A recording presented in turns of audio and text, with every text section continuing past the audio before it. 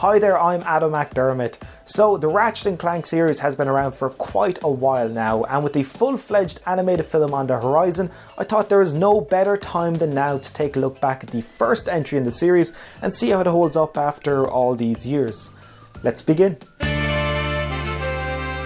Ratchet & Clank was developed by Insomniac Games and released on November 4th, 2002 for the PS2.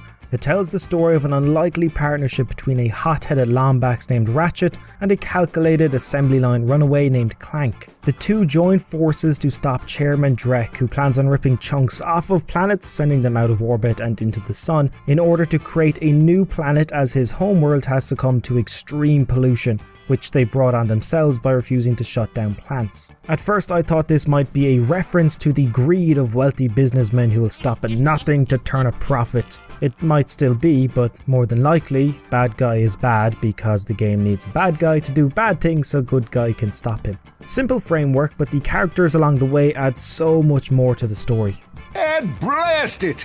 Look, plumber's crack. What did you just say? I said, look, the plumber's back. All right, wise guy. First thing I noticed is the lack of footwear for Ratchet. I mean, look at those toenails. No wonder they gave him shoes for all future games. Also, Ratchet's voice seemed a little different. Hey, what's with all this save the solar system stuff anyway? When I looked into it, I found out that Mikey Kelly, who also did voice work for Halo 3, Final Fantasy 13-2, Tony Hawk's Underground and many other games, provided the voice for Ratchet in the first game, and James Arnold Taylor, who also worked on Final Fantasy X, X-Men Legends 2, Lego Marvel Superheroes and many others, has voiced Ratchet for every game since. I don't know why Insomniac Games changed voice actor, but it is strange to hear Ratchet in the first game. It is similar to how we hear him in all future games, but still a little bit different.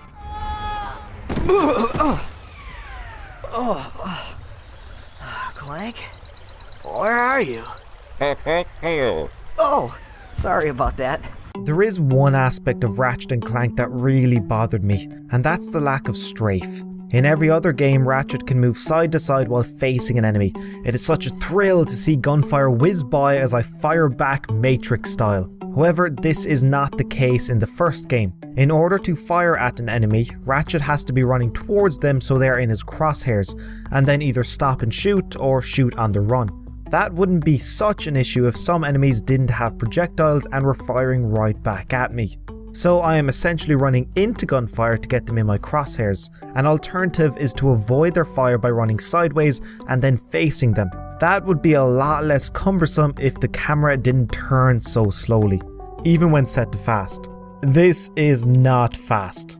So I run around in circles trying to kill enemies while only being able to get off a couple of shots before I have to run in circles again.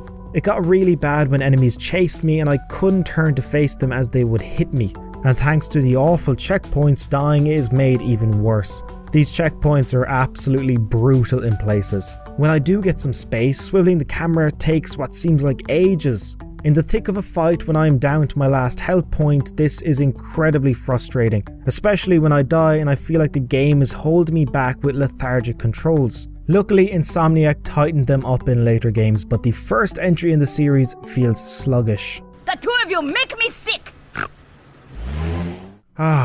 Now I can say some nice things about the game. It felt like I was kicking my childhood in the stomach for the last few minutes. The first good thing about Ratchet & Clank are the many planets and the fact that each one feels unique. The environmental work is excellent. Every time I landed on someplace new and got a landscape view, it cemented the fact that I was certainly on unfamiliar soil. From lava-filled planets to war zones, not one of them felt like a copy, making the trip to the next destination always exciting. Simply make your way to the third island to complete the course. Good luck! Quark Enterprises is not responsible for sprains, broken bones, snapped tendons, bruised egos, or accidental death incurred while taking the challenge. After taking in the vista, there were normally multiple paths to pursue. Each one led to something that would progress the story, so they would have to be traversed at some point. But what I did like is that a choice was present. Take in the surroundings and decide which way looks the most appealing. It seems like a small thing, but it is nice to be playing a level-centric linear story-driven game that offers a small choice more often than not. Ratchet, am I cool now? Yeah, you the man, Clank. Some of the characters I encountered on my journey were highly entertaining and had a distinct personality. The plumber, the terrified soldier, Captain Quark, even the bad guy was funny at times. And if you don't like it, you can take your whiny, sniveling, snot-nosed populations, form a line behind me, and kiss my... We're still on? Well, turn it off, you idiot! Not one bland character in sight. Silly people doing silly things, just as I like it. The variety in gameplay is quite welcoming. Swinging across huge gaps, smacking an enemy with a wrench, swimming, and my personal favourite, riding the grind rail. Once finished, I went back to do it again. When I was younger, I thought it was the coolest thing ever. I wanted to do it at theme parks. Riding the grind rail is still a blast. There's also a chance to play as Clank for a bit, ordering minions to do his bidding. The real fun started when I was able to get a mini army together. I felt like a little general ready to take over the world in the cutest way possible. Here, take my infobot. It's all I've got left. Sir, we're not assassins. Hold on, let's see what he's got. While there is a lot to like about Ratchet & Clank, it is not a game that I would wholeheartedly recommend. It is a good game for its time, but I don't think it holds up too well. Slow controls and frustrating checkpoints hampered my enjoyment of it. If you want to see where it all started, give it a try, but know that the series only gets better. I would recommend starting with Ratchet & Clank 2, as it fixes the problems with the first game and improves upon everything else. You guys get a load of that epic space battle I was in? We saw ya, screaming for help. That was like a war cry. That is my opinion anyway, but what did people think about it when it was released back in 2002? Well, critics were pretty happy with it, earning Ratchet & Clank high ratings from the majority of outlets. It also went on to sell 3.3 million copies. Not too shabby. With its success, people were clamoring for more, and boy did Insomniac deliver. Since the release of the first game in 2002, there have been 8 more entries in the main series, 3 spin-offs, 2 mobile games, and a collection of the first 3 games in HD released on the PS3. Games weren't enough for the duo, as they also have their own manga called Ratchet & Clank Bang Bang Bang Critical Danger of the Galaxy Legend, made by Shinbo Nomura. It ran from 2004 to 2008 in Japan and is pretty hard to find nowadays. There is also a comic made by TJ Fixman and Adam Archer containing 6 issues that ran from 2010 to 2011. You can find them all in one book on Amazon if you are interested. The artwork is quite impressive.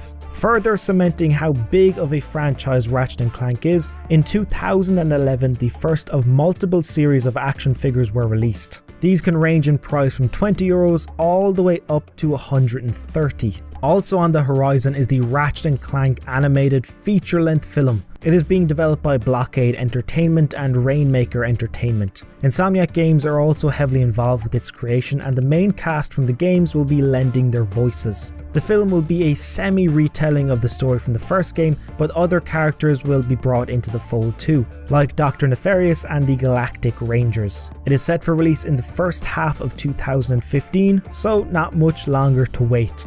Geronimo! Did he just slide down a sewer pipe? When looking back at all the series has accomplished since 2002, it is staggering. The different forms of media it branched out into and the millions and millions of games it has sold. It is a juggernaut of a franchise, and one that I'm glad to have put tons of my own hours into enjoying.